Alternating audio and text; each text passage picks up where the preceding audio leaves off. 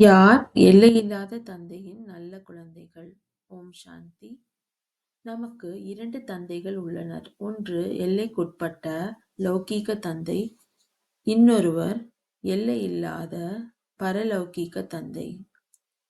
நாம் எல்லைக்கு உட்பட்ட தந்தையிடமிருந்து எல்லைக்கு உட்பட்ட ஆஸ்தியைத்தான் பெறுகின்றோம்.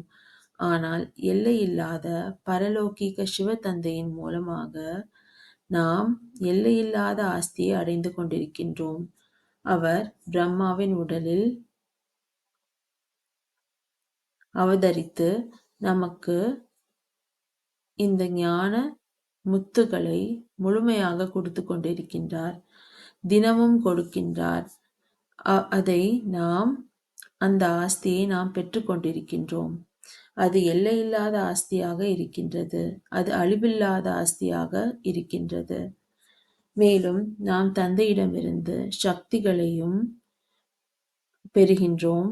சக்திகளை பெறுவதற்காக நல்ல குழந்தைகள் என்ன செய்வார்கள் என்றால், அவர்கள் தன்னை தாங்களே குளித்து புத்துணர்ச்சி அடைந்து சரியான நேரத்தில் அமிர்த வேளையில் உட்கார்ந்து அன்பான உள்ளத்தோடு தந்தையை நினைவு செய்வார்கள்.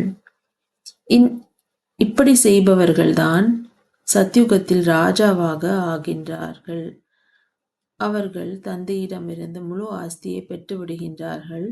மேலும் அவர்களைத்தான் நல்ல குழந்தைகள் என்று தந்தை சொல்கின்றார். மற்றபடி லௌகிக்கத்தில் கூட, அதாவது உலகில் கூட நல்ல குழந்தைகள் கெட்ட குழந்தைகள் இருக்கின்றார்கள். நல்ல குழந்தைகளோ தந்தைக்கு கீழ்ப்படிந்தவர்களாக இருக்கின்றார்கள். கெட்ட குழந்தைகளோ அதற்கு கீழ்ப்படியாமல் மாறாக எதிராக நடந்து கொண்டு இருக்கின்றார்கள். அதே போல சிவ தந்தைக்கு கூட தந்தை சொல்கின்றார், எனக்கு கெட்ட குழந்தைகளும் இருக்கின்றார்கள், நல்ல குழந்தைகளும் இருக்கின்றார்கள்.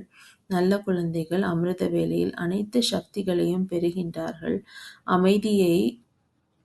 அமைதியின் ஆஸ்தியை அவர்கள் பெறுகின்றார்கள்.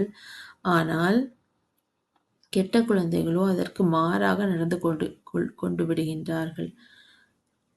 அதனால் தந்தை சொல்கின்றார், இப்பொழுது நல்ல குழந்தைகளாக நீங்கள் இருக்க வேண்டும். அமிர்த வேளையில் எழுந்திருந்து உட்கார்ந்து தந்தையை அன்போடு நினைவு செய்ய வேண்டும் என்று தந்தை நமக்கு கட்டளை கொடுக்கின்றார். ஓம் சாந்தி.